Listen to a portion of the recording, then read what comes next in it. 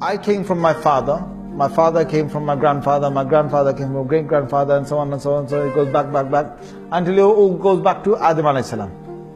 So then then Allah created Adam alayhi salam. So if you say, okay, what was before that? You say, well, the jinns were there. What was before that? Allah created the malaika. Before that, then you say, okay, what was before the malaika? Then you say, okay, it's Allah Azza wa Jal. It's Allah Azza wa Jal. There will be a question that the shaitan will put forth. He will say, هَذَا خَلْقُ اللَّهِ فَمَنْ خَلَقَ اللَّهِ. This is the creation of Allah, so who has created Allah? Na'udhu billah. So if you think backwards in time, you think, well, what was there before Allah? But before only comes because you're thinking about time. يا أيها الناس اذكروا نعمة الله عليكم هل من خالق غير الله يرزقكم من السماء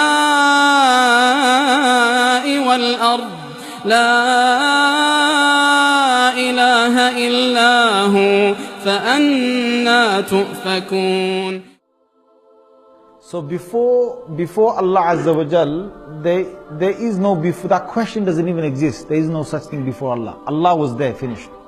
And that's what we need to say. We can't use the human brain to understand this.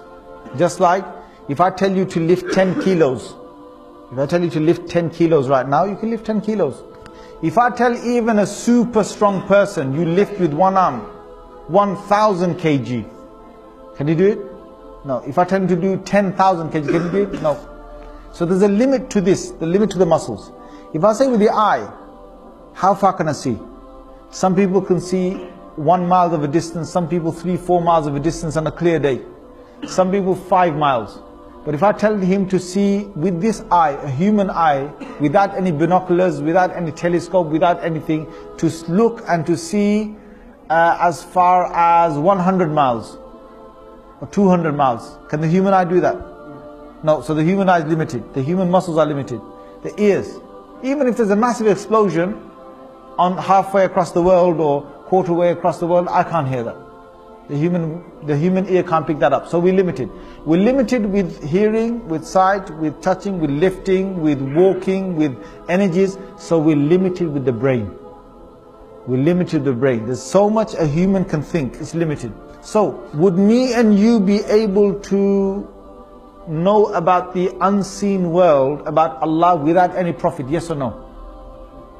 Yes or no? We can't. It's only through the prophets. So whatever the prophets now tell us about Allah, we have to trust it. The human can't bring now new arguments about Allah from himself. It won't work. Because the whole concept of Allah is not a man-made thing. Allah has sent prophets to the earth to talk about God.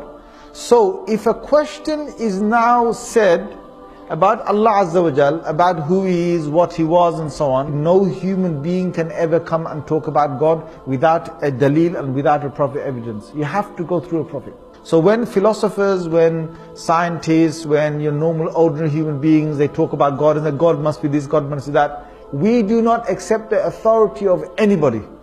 We accept only the authority of the Anbiya, of the prophets, because they were told about God, from God, they were told who God is. So you have to go through them to find out who God is. Anyone else you will take, even if your own brain, you try and understand Allah, then you will fail.